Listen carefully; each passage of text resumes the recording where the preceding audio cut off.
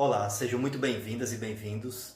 Então vamos continuar falando sobre o capítulo 1 do livro A Vida Secreta das Árvores.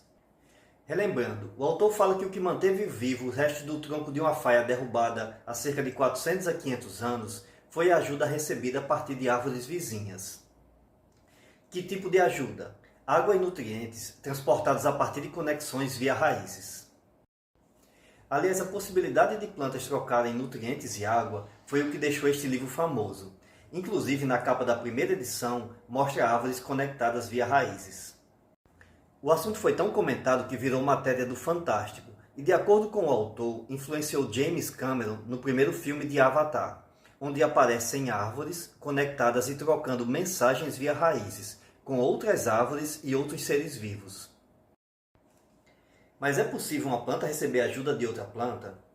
Sim, é possível, mas o assunto é bem mais complexo do que como está no livro. Além disso, as pesquisas ainda estão muito no início, e estudar raiz ou qualquer ser que viva abaixo da superfície do solo não é tarefa fácil. Eu vou mostrar o que se conhece atualmente, mas antes é preciso falar sobre um dos tipos de relação ecológica mais antigos da natureza.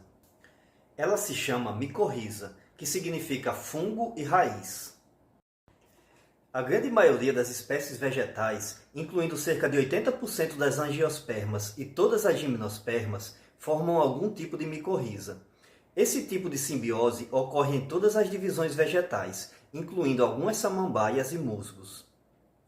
No total, cerca de 90% das espécies vegetais, incluindo a maioria das culturas em todos os ecossistemas, formam micorrizas. Então isso já demonstra a grande importância ecológica e econômica desse tipo de relação. Agora eu vou falar mais detalhadamente sobre as micorrizas.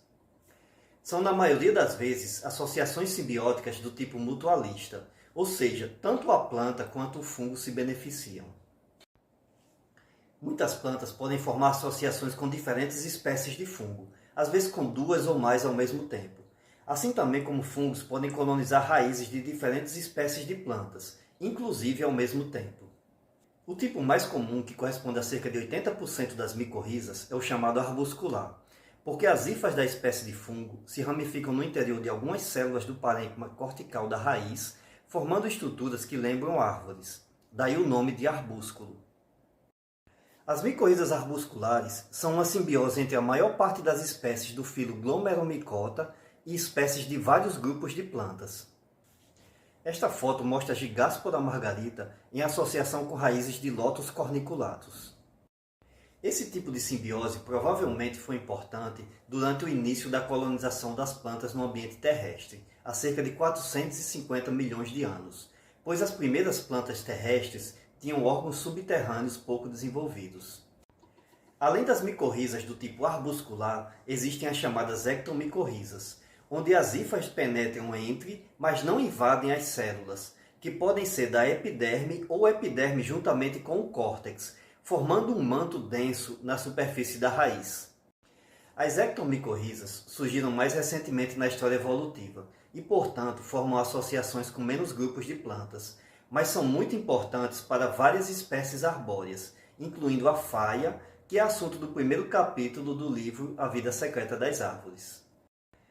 Nas ectomicorrizas, o parceiro fúngico pertence ou à basidiomicota ou, menos frequentemente, à ascomicota.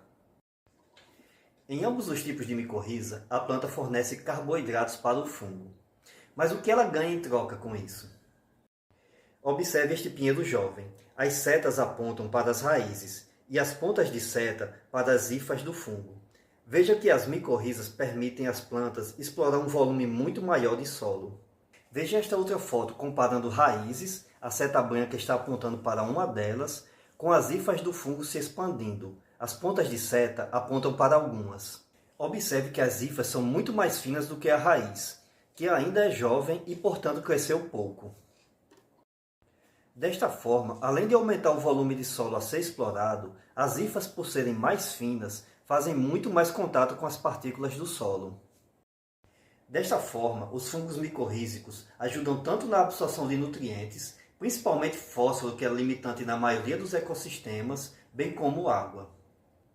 Além disso, os fungos micorrízicos podem ajudar as plantas de diversas outras maneiras.